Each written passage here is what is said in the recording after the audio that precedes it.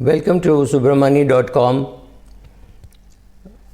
Today I'm going to talk a little about financial ruin or financial harakiri and the way people commit it. What are the things which people do to ruin their personal financial position or personal financial health? First is getting used to a very high spending lifestyle. What happens is when a young boy or girl comes from a smaller town or maybe from the suburbs in the same city also, they suddenly are blinded by the fact that they are talking of a 6 lakh CTC or a 5 lakh CTC as a starting salary, which their mothers tell them, oh, your father did not earn this till his age of 40 and you're already earning this at the age of 23. We get blinded by the amount of money we think we are making and we start living a very high lifestyle. Now that lifestyle may not be sustainable, and if you're outstationed without your parents there to help you or guide you, good chances that you will go run amok with the kind of money that you have. So first is getting used to a high lifestyle, getting addicted and staying there. That's tough. Second is living for now. You go to a shop, you see it and you want it now. At least the earlier generation had a problem that they thought it was a stigma to borrow money for consumption. But today the credit card does not even tell you that you're borrowing. All you do is flash your card and swipe it and put in your number, just punch in your number and you can, lo and behold, you can take that. Whether it is a 42-inch TV or a 84-inch TV, doesn't matter. Whatever you want is available at a swipe and punching in 4 digits, that's it. And so you suddenly start thinking that I must live for now. कल क्या होगा किसको पता, तो अभी ले लो सब मज़ा. So you're just having fun doing that.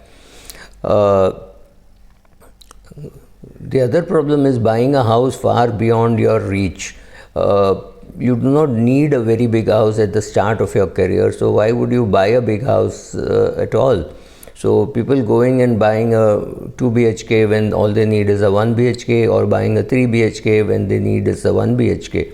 When does a 3 BHK happen? When you go into a smaller town, you are from Rajkot and you're studying in Bombay, then you take up a job in Bombay. When you go back to Rajkot, you say, oh, I can afford a 3 BHK, and you commit. And then you want to buy one in Bombay, so again you buy a 2 BHK. So right, you overcommitted, you bought a 4 BHK, right? You got 4 bedrooms and 2 kitchens, yes, in different locations, but you are the person who is paying the EMI for both, right? So there is always this overcommitment happening, especially to size of the house being far bigger than what you need, because somebody told you, you will never buy a house again in your life, it's a one-time purchase, so buy a bigger house, which means you're paying a bigger amount of interest for a longer period of time than you're using. So if your third bedroom is never going to be used, it's expensive on you, it's a drain on you, especially considering that real estate never appreciates at 9-10%, and 9-10% interest is what you're paying on your loan, right? So then living off credit cards, you just think that you live from one credit card to another credit card, keep rolling over, etc. All these bad habits have been learnt. And one thing which has happened is we have used foreign television to learn these things, and North India has learnt all the bad habits from South India, and South India has learnt all the bad habits from North India. So the goodness may not have spread, but the badness has definitely spread from north to south and east to west and west to east and all over the country. So all the bad habits, all over the place, people are trying to live off their credit cards, right? So that doesn't make sense. You use your credit card very, very carefully. You buy exactly what you need and make sure that you make the full payment 4 or 5 days before the due date. Do not delay, because even a delay can cost you in terms of interest, right? Another mistake I see which people make is not having adequate car, medical or life insurance. Now what this happens to how does this impact your investments?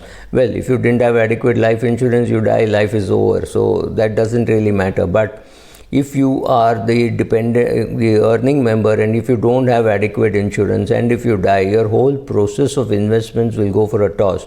Your family will not be able to keep the investments where you intended it to stay, because they will have to interrupt it because they need money for their day-to-day living, right? So that is how you break the process. Similarly, if you have less medical insurance, or if you do not have it cashless, and if your parent is unwell or things like that, and you need money and you have no other place, you will dip into your investment portfolio, which is perfectly right. But yes, it interrupts the compounding. Now, how do you avoid that? Simple. Make sure that all of you have adequate medical insurance. Once you have adequate medical insurance, car insurance, etc., you will not interrupt the investing process or the compounding process. So therefore, insurance plays an important role. The other mistake I see people make is paying the minimum on the credit card. I have no clue why, because one thing which if they've listened to me, they've done is they put all their expenses on the credit card, which means your telephone bill, gas bill, etc. At least in my case, that is what happens. All these bills go directly to my bank and gets debited onto my credit card. That's fine, but on the due date I have to make the payment. What I have done is I've automated it. I know what are the expenses which have gone to the credit card, and it's from the same bank, so it's very easy to automate. So I've automated it. That's the way to handle it, right? You can see what you're spending because everything is on your credit card. You can take end of the month, you can take a look at the bill and see where you've spent your money. That is a huge advantage. And you don't have to have so many transactions in your bank account. Otherwise, you'll have your 740, 830, 220, whatever you pay to your grocer, everything being put on your bank statement, making the statement very long. In such cases, you put it on the credit card, it goes to the credit card statement, right? Watching too much television is another problem, because when you watch television, you suddenly think that you're watching experts. That's not true. One good famous anchor told me, Subra, I'm doing my good job, right? I'm looking good and I'm reading well off the teleprompter. That is exactly what is expected of me. I'm not expected to think and answer your questions. So I was quite, he is no longer an anchor. And that is true. Now, anchors are maybe reading off the teleprompter, maybe they are thinking and telling you, etc. But understand and remember that television is an entertainment channel, not a teaching channel. If you want a teaching channel, maybe there are Google search will provide you with teaching channels. Teaching channels do not carry advertisement, and they could be very boring, and you may have to pay for it, you may have to subscribe for it, right? So be careful about what you're watching, whom you're believing, and whether they are really experts. In most cases, no. Financial illiteracy and innumeracy is a terrible combination.